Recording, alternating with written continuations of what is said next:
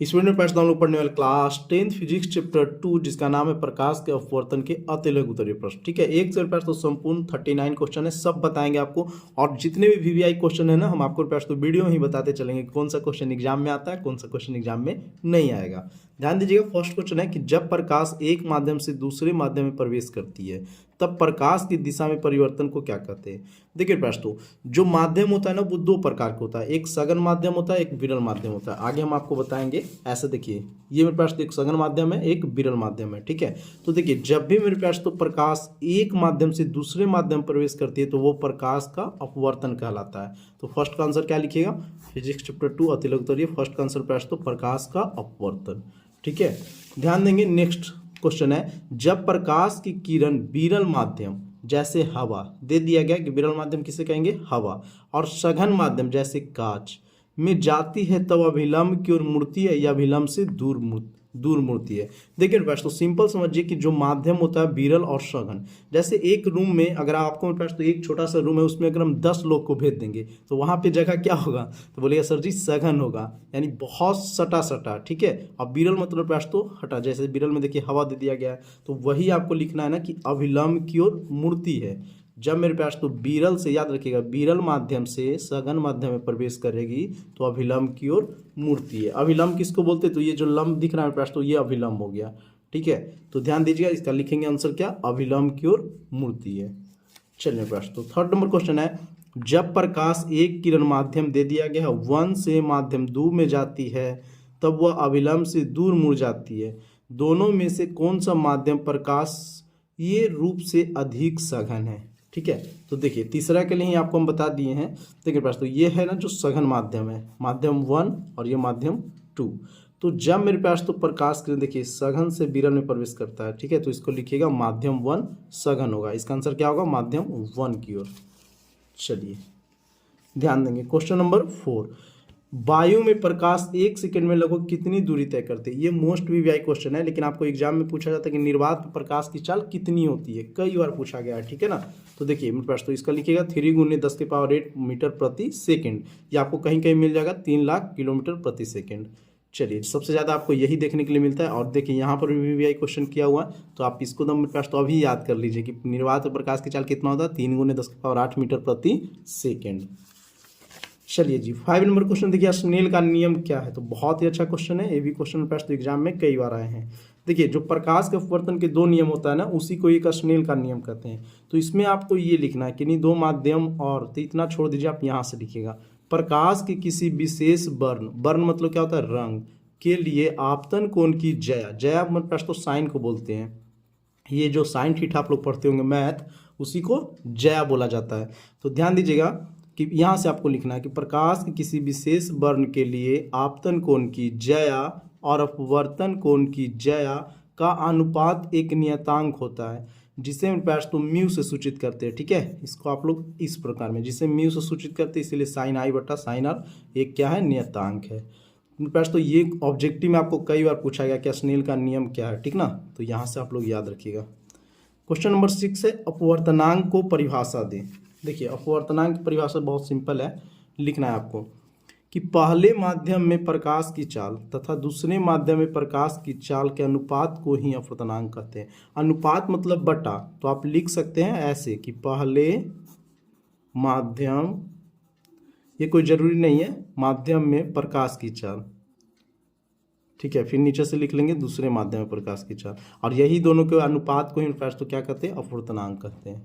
चलिए question number देखेंगे 7 number, किस माध्यम का अपवर्तनांक अधिक होता है, सघन के माध्यम के या विरल माध्यम के। तो अपवर्तनांक सघन के अधिक होगा। ठीक है, चलिए क्वेश्चन नंबर 8 देखेंगे, पानी के अपवर्तनांक 1.33 है, तो इस प्रकथन का क्या तात्पर्य है। तो इसका प्रश्न हम आपको बुक से ही बता देते हैं। ठीक है, चलिए देखिए इससे पहले हम अतिलघु उत्तरीय प्रश्न बता दिए थे मेरे पास तो पिछले वीडियो में, लेकिन उस वीडियो में क्या था ना, केवल क्वालिटी बहुत ही गंदा था और थोड़ा सा मेरे पास तो नॉइज ज़्यादा था। लेकिन इसमें आपको एकदम पूरा अच्छा लग रहा होगा। देखिए हम फेयर लवली लगा के पूरा गोर किए हैं ठीक है भाई साहब, वीडियो अगर आपको पसंद आ रहा होगा तो मेरे पास तो जरूर चैनल को सब्सक्राइब कर लीजिएगा, ठीक ना। और देखिए यहाँ से अप्तनांक पूरा दिया गया है, किसका अप्तनांक कितना होता है एक बार देख लीजिएगा, ऑब्जेक्टिव में आता है। तो यहाँ से हम लोग को लिखना है कि पानी में प्रकाश की चाल शून्य या वायु में प्रकाश की चाल 1/1.33 अथवा 3/4 गुनी होती है। पानी में जो प्रकाश की चाल होता है ना साथियों, वो वायु में जाके प्रकाश की चाल कितना हो जाता है 1/1.33 अथवा इसी को बोल सकते हैं 3/4 गुना होता है। यही आपको लिख लेना है, ठीक है। चलिए क्वेश्चन नंबर 9 है, पार्श्विक विस्थापन से आप क्या समझते हैं? लिख लीजिए भाई साहब, ये कई बार क्वेश्चन पूछा गया है, ठीक है ना, कई बार आपके क्वेश्चन बैंक में देखने को मिल जाएगा। तो मेरे पास तो इसका इंपॉर्टेंट क्वेश्चन है, आपको याद कर लेना है। देखिए मेरे पास तो इसका आंसर हम अपना नोट्स से देंगे। देखिए यहाँ पे भी वीवीआई लिखे हुए हैं मेरे पास, तो हमारे नोट्स में हर एक क्वेश्चन जो आपके बोर्ड एग्जाम में आते हैं वही है, ठीक है। तो हमारे से नोट्स लेने के लिए मेरे पास तो इस नंबर पे आप लोग व्हाट्सअप कर सकते हैं, ठीक है, या मेरे पास तो आप लोग यूटीएम स्टडी ऐप डाउनलोड कर सकते हैं, यहाँ पे आपको फ्री में मिल जाएगा, ठीक है। यहाँ से पास तो हमारा ग्रुप में ज्वाइन कर लीजिएगा। 2024 में पूछिएगा अपने भाई लोग से, पता कीजिएगा बड़े भाई से, सबसे ज़्यादा अगर क्वेश्चन पास तो गेसिंग क्वेश्चन लड़ा है तो मात्र एक संस्था है, उसका नाम है यूटीएम स्टडी। तो आप लोग भी चाहते हैं कि मेरे पास तो मेरा सर जी 450 का सपना है, तो हमसे मेरे पास तो नोट्स लीजिए, जो क्वेश्चन देंगे वही आपके एग्जाम में आएगा। तो चलिए बस तो आगे ध्यान दीजिएगा। देखिए बहुत अच्छा से हम नोट्स तैयार किए हैं आप सभी के लिए। यहाँ से आपको लिखना है पार्श्विक विस्थापन। किसी प्रकाश स्रोत से आ रही प्रकाश की किरणें किसी पारदर्शक पदार्थ से होकर गुजरती है तो आपतित किरण और निर्गत किरण, ध्यान दीजिएगा। आप देखिए इसका बहुत सिंपल लिख सकते हैं ऐसे कि आपतित किरण और निर्गत किरण, देखिए पास तो आपतित किरण और निर्गत किरण के बीच की लंबवत दूरी को ही पार्श्विक विस्थापन कहते हैं। पूरे अच्छे से जब लिखिएगा ना तो अच्छा नंबर आता है। मेरे पास तो हम साइंस में 90 पार किए हैं, ठीक है, तो आप भी 90 पार करना है। तो इसी प्रकार आपको लिखना होगा हर चीज़ का। देखिए अपवर्तन का नियम हो, जो भी मेरे पास तो आपको चाहिए ना, हर चीज़ का हमारे नोट्स में बना हुआ है। चलिए देखिए याद तो आपको पूरा करना है, आपके पास तो आपको शॉर्ट में लिखना है। तो यहाँ से आप लोग लिख सकते हैं आपतित किरण और निर्गत किरण के बीच की लंबवत दूरी को ही पार्श्विक विस्थापन कहते हैं। सिंपल है, याद हो जाएगा। आगे देखिए क्वेश्चन नंबर 10, दिए गए चित्रों में ध्यान से देखें और उनके दिए गए प्रश्न का उत्तर दीजिए। ये कहता है प्रश्नों कि 1, 2, 3 में कौन निर्गत किरण नहीं हो सकती है, ठीक है।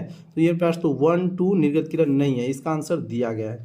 फिर ध्यान दीजिएगा, फिर सेकंड कहेगा ना कि ख में आई का मान कितना होता है। तो देखिए ये मेरे प्यार साथियों जो 60 डिग्री है ना एकांतर कोण, तो इसका भी मान कितना होगा, जब ये आई है ये 60 डिग्री है तो ये भी 60 डिग्री होगा।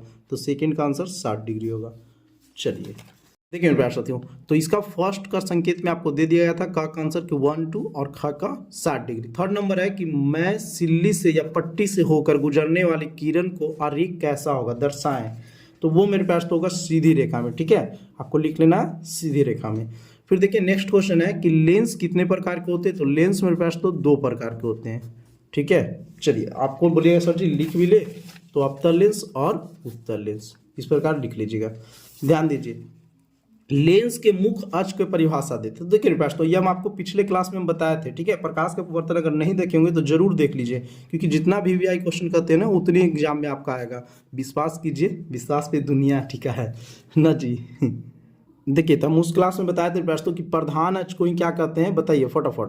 प्रधान अक्ष को ही साथियों, ठीक है, मुख्य अक्ष कहा जाता है। तो यहाँ पे गोलीय दर्पण की बात हो रही थी, यहाँ पे आपको गोलीय लेंस लिखना है, सिर्फ यहाँ पे दर्पण की जगह लेंस लिख लेना। और देखिए क्या लिखेगा कि गोलीय लेंस के ध्रुव एवं वक्रता केंद्र को मिलाने वाली, क्या लिखेंगे दोस्तों, गोलीय लेंस, यहाँ लिखेगा लेंस के ध्रुव एवं वक्रता केंद्र को मिलाने वाली,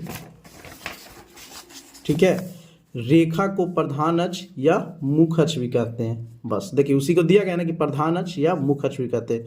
ऑब्जेक्टिव में पूछ देगा कि निम्नलिखित में किसे प्रधान अक्ष कहते हैं, ऑप्शन में रहेगा मुख्य अक्ष, आपको पता ही नहीं रहेगा क्या कीजिएगा। तो इसीलिए प्रयास तो आपको सब चीज़ को जानना है अगर 90 पार करना है तब। फिर देखिए 13 नंबर क्वेश्चन है कि पतला लेंस क्या है। तो पतला लेंस क्या है जी, तो चलने पास तो इसका भी हम आपको बता देते हैं। 12 नंबर भी है जी, लेंस के मुख्य अक्ष की, ये तो हो ही गया, इसका दे दिए ना हम। चलिए देखिए पतला लेंस मेरे पास तो जान लेते हैं, क्योंकि ये नोट्स लिखा था नोट्स से बता दिए। पतला लेंस एक ऐसा लेंस है जिससे होकर जाने वाली किरण लेंस से अपवर्तन के बाद बिना विचलन के सीधे निकल जाती है। जैसे मेरे पास तो कोई लेंस है, समझिए कि ये एक लेंस है और इससे अगर जाने वाली किरण, देखिए मेरे पास साथियों, लेंस से अपवर्तन के बाद बिना विचलन, जैसे अपवर्तन हुआ तो इधर ही आ गया, तो बिना फैले, विचलन का मतलब क्या होता है, फैलना, ठीक है, तो एक मेरे पास तो एकदम सीधे लाइन में निकल जाती है, तो इसी को कहते हैं पतला लेंस। आशा करते हैं कि आपको समझ में आ गया होगा। मेरे व्यूअर्स, तो अगर वीडियो आपको अच्छा लग रहा होगा तो जरूर चैनल को सब्सक्राइब कीजिएगा और अपने भाई को एक सपोर्ट करेंगे। और यहाँ पे प्रतिदिन लाइव क्लास भी चलता है, तो आप लाइव क्लास में भी जुड़िए हमसे। और मेरे व्यूअर्स, तो एकदम साथ में दोनों मिल के भाई एकदम तबाही मचाना है। अगर आपको 450+ नंबर लाना है, हम आपको बताएंगे कैसे आएगा, नहीं आएगा। मेरे पास तो हम बहुत सिंपल चीज़ आपको देंगे। जो क्वेश्चन गेस करके देते हैं वही क्वेश्चन आपके एग्जाम में आएंगे, चिंता न कीजिए। इतना सारा पढ़ने से क्या फ़ायदा जो एग्जाम में नहीं आए। आप मेरे पास तो 10 क्वेश्चन पढ़े हैं, 10 एग्जाम में आ गया, कितना अच्छा बात है। ध्यान दीजिएगा। नेक्स्ट क्वेश्चन है कि प्रत्येक लेंस के कितने मुख्य फोकस होते हैं। तो देखिए मेरे पास तो कोई भी लेंस हो या दर्पण हो, उसका फोकस जो होता है ना वो 2 ही होता है बस। चलिए आगे देखिए, ये सब कोई क्वेश्चन जो भी इंपॉर्टेंट रहेगा हम आपको बता देंगे। उत्तल लेंस के सामने किसी वस्तु को कहाँ रखने पर उसके आकार बराबर और आकार के वास्तविक बनता है। तो ये मेरे पास तो 2F1 पे। बोलिए सर जी कैसे, ये हम आपको दिखाते हैं बुक में से, ठीक है। चलिए देखिए, ये आपको पढ़ना जरूरी है। जब ये पढ़ लिया पास तो उत्तल लेंस से बने प्रतिबिंब की सब चीज़ बारे में दिया गया। यहाँ से आपको 1-2 नंबर कंफर्म हो जाएगा। देखिए दिया गया कि वस्तु की स्थिति कहाँ होगा तो प्रतिबिंब कहाँ बनेगा, वास्तविक बनेगा कि आभासी बनेगा, सीधा है कि उल्टा रहेगा, वस्तु से बड़ा या छोटा बनेगा। तो यहीं से हम लोग लिखे थे, ठीक है पास। तो F1 पे ध्यान दीजिएगा। देखिए क्वेश्चन नंबर 16, फोकस दूरी किस लेंस की धनात्मक होती है और किसका ऋणात्मक होता है, ठीक है। तो यहाँ पे प्रश्न आपको धनात्मक की बात कर रहे हैं, तो उत्तल लेंस की फोकस दूरी क्या होता है ना, धनात्मक होता है, और अवतल लेंस के प्रश्न तो ऋणात्मक होता है। धनात्मक का मतलब क्या होता है, प्लस का चिन्ह, ऋणात्मक का मतलब क्या होगा प्रश्न तो माइनस के चिन्ह। और ये क्वेश्चन कई बार पूछे गए तो आपको याद कर लीजिएगा।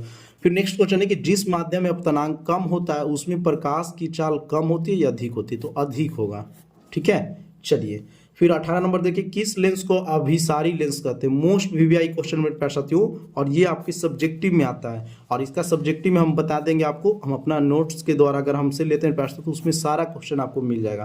तो देखिए किस लेंस को अभिसारी लेंस कहते हैं, उत्तल लेंस की। आपको क्वेश्चन आएगा कि किस लेंस को अभिसारी लेंस, मेरे पास तो ऐसे क्वेश्चन आता है कि उत्तल लेंस को अभिसारी लेंस क्यों कहते हैं, उत्तल लेंस को अभिसारी लेंस क्यों कहते हैं, इस प्रकार आता है क्वेश्चन, ध्यान दीजिएगा। और ऑब्जेक्टिव में प्रश्न तो आपको डायरेक्ट ऐसे ही पूछा जाएगा। देखिए नेक्स्ट क्वेश्चन है 19 नंबर, कि यदि कोई वस्तु उत्तल लेंस से बहुत दूर है या अनंत पर हो तो वस्तु का प्रतिबिंब कहाँ बनेगा। तो जो हम आपको बुक में दिखाए थे वहां जाके देखिएगा प्रश्न, तो आपको आंसर इसका मिल जाएगा। लेकिन हम यहाँ पे आपको बता देते हैं मुख्य फोकस पे बनेगा, ठीक है। चलिए, और सब चीज़ का लिख ले जा रहे थे तो आप यहाँ से भी ध्यान दीजिएगा। 15 नंबर का बता दिए ना, हाँ। देखिए प्रश्न तो 19 नंबर हो गया। 20 देखिए, कौन सा लेंस वास्तविक और आभासी दोनों प्रकार के प्रतिबिंब बनता है। ये भी क्वेश्चन इंपॉर्टेंट है, ऑब्जेक्टिव में कई बार पूछा गया है, ठीक है। तो ये प्रश्न तो लिखना है उत्तर लेंस। चलिए ध्यान दीजिएगा, आभासी का मतलब होता है ना काल्पनिक। यदि किसी लेंस द्वारा प्राप्त प्रतिबिंब वस्तु की अपेक्षा हमेशा सीधा और छोटा हो तो वो कैसा लेंस होगा। तो याद कीजिए प्रश्न, तो वो कैसा लेंस होगा, अवतल लेंस होगा, ठीक है। ये आपको याद रखना है मेरे बैच। तो बस एक सब्सक्राइब करके, और अगर आपके साथी अगर है, आपके भाई है, बहन है, तो उनके पास वीडियो जरूर शेयर कर दीजिए। सभी लोगों के पास सभी को भलाई हो जाएगा। जब आप भला कीजिएगा ना तो आपके पास तो ऊपर वाले माँ सरस्वती आपके नंबर अच्छे देंगे। ध्यान दीजिए, यदि किसी लेंस द्वारा प्राप्त प्रतिबिंब वस्तु की अपेक्षा हमेशा सीधा और छोटा है तो वो कैसा लेंस होगा। ये तो क्वेश्चन हम लोग कर ही लिए थे। 22 नंबर देखिए, उत्तल लेंस द्वारा किसी वस्तु के आवर्धित एवं भासी प्रतिबिंब कब बनेगा। तो वो जब बनेगा तो जब वस्तु लेंस तथा फोकस के बीच होगा, जब वस्तु लेंस और फोकस के बीच होगा, ठीक है। इसका पूरा कॉन्सेप्ट आपको हम जो बताए थे वो तो उसमें जाके देख लीजिएगा, यही बुक में ही है, ठीक ना। ध्यान दीजिएगा, उत्तल लेंस द्वारा किसी वस्तु के, ये तो हो गया। आगे ध्यान दीजिए, किसी उत्तल लेंस के सामने एक पिन को कहाँ रखने पर उसका प्रतिबिंब अनंत पर बनता है। तो वो F1 पे, फोकस पहला पे। ध्यान देंगे कि फोकस में प्रश्न तो 2 होता है। आगे देखते हैं 24 नंबर, दैनिक जीवन में लेंसों के 2 साधारण उपयोग को बताएं। तो ये तो बहुत सिंपल है, दूरबीन के रूप में, सूक्ष्मदर्शी के रूप में, ठीक है। क्वेश्चन आता है प्रश्न की निम्नलिखित सूक्ष्मदर्शी में किसका उपयोग करते, तो उत्तल लेंस का, ठीक है। और दूरबीन में भी क्या करते हैं, उत्तल लेंस का। चलिए, तो ये इन प्रश्न आपको 2 गो लिख लेना था। सिनेमा हॉल में पर्दे पर देखने वाले चित्र वास्तविक या आभासी है। तो देखिए संकेत आपको दिया गया है कि वास्तविक पर्दे पर प्रश्न प्रतिबिंब को ही पाया जा सकता है, आभासी प्रतिबिंब को नहीं।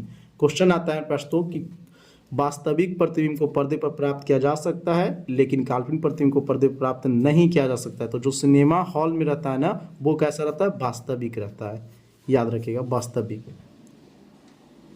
देखिए और प्रश्न तो वास्तविक प्रतिबिंब क्या होता है और काल्पनिक प्रतिबिंब क्या है, जो हम पिछले वीडियो में बताए थे प्रकाश के परावर्तन में। तो उसका प्रश्न तो डिस्क्रिप्शन लिंक दे देंगे, नहीं तो प्लेलिस्ट बना है, आप लोग जाके पूरे अच्छे से देखिए और जितने भी वीवीआई क्वेश्चन करते हैं प्रश्न तो उसको कॉपी में अलग नोट कीजिए, फिर देखिए आप साइंस में कैसे 90 नहीं पार करते हैं।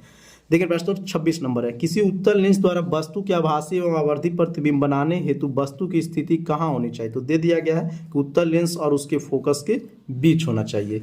यदि कोई वस्तु किसी लेंस के बाईं और उसकी दूनी फोकस पर रखी हो तो उसका प्रतिबिंब कहाँ बनेगा। तो ये प्रश्न तो दूनी पर ही बनेगा, ठीक है, 2f 2 पे लिख लीजिएगा।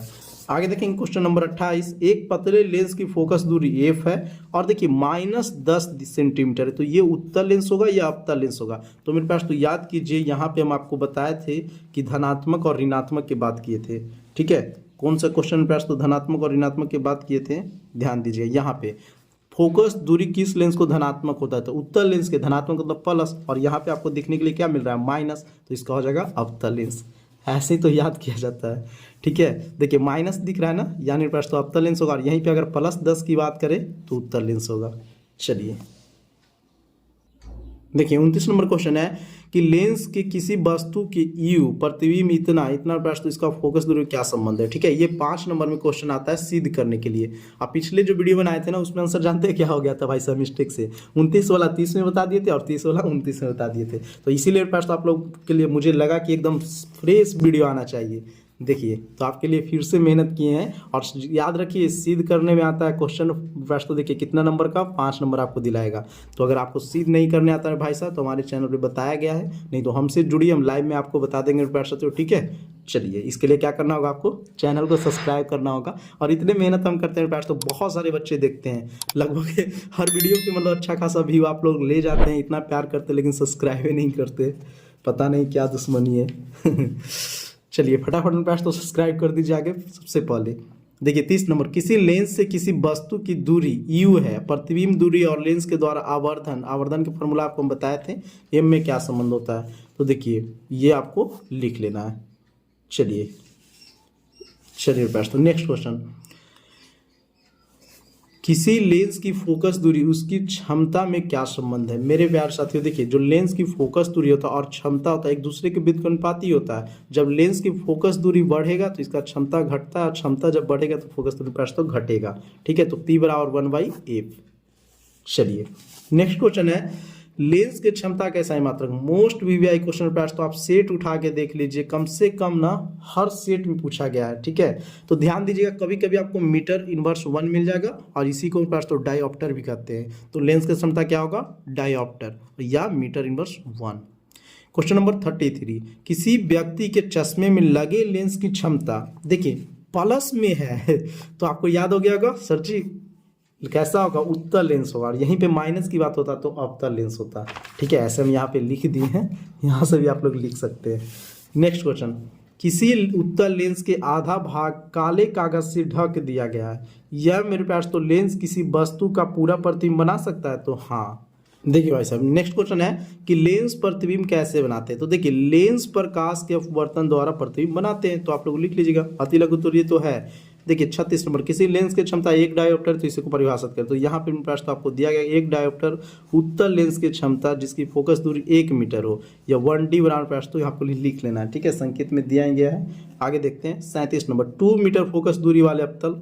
चलिए यहाँ से प्रश्न तो 2 मीटर फोकस दूरी वाले उत्तल लेंस की क्षमता, तो इसका हो जाएगा ना +0.5 डायोप्टर, ठीक है। देखिए यहाँ से लिख लेना है 38 नंबर का। और लास्ट है मेरे पास तो बस आपसे कहते हैं यही विनती है कि अगर भाई का आप सपोर्ट करते हैं ना तो आप देखिए लाइव भी पढ़ सकते हैं, PDF भी ले सकते हैं, हर चीज़ मेरे पास तो इस चैनल पे आपको मिल जाएगा। तो चैनल को सब्सक्राइब कर लीजिए मेरे लाडले, सब्सक्राइब करने में कोई पैसा नहीं लगता है, ठीक है। क्योंकि मेरे पास तो इसके बाद लघु उत्तरीय प्रश्न बहुत ही जल्द आएगा। आप लोग एक प्यारा भरा कमेंट भी कर दिया कि वीडियो कैसा लगा है। एक उत्तर लेंस की क्षमता +5D है, तो क्या होगा अभी हम बता दिए कि जहाँ भी आपको प्लस दिखे उत्तर लेंस लगाना है, जहाँ भी आपको माइनस दिखे अवतल लेंस लगाना है। अब मेरे पास तो आप लोग चाहते हैं कि लघु उत्तरीय प्रश्न भी बहुत जल्दी आ जाए, तो आप लोग बस एक कमेंट कीजिएगा। अगर वीडियो आपको अच्छा लगा हो तो चैनल को जरूर सब्सक्राइब कर लीजिएगा और दोस्तों के पास शेयर कर दीजिए।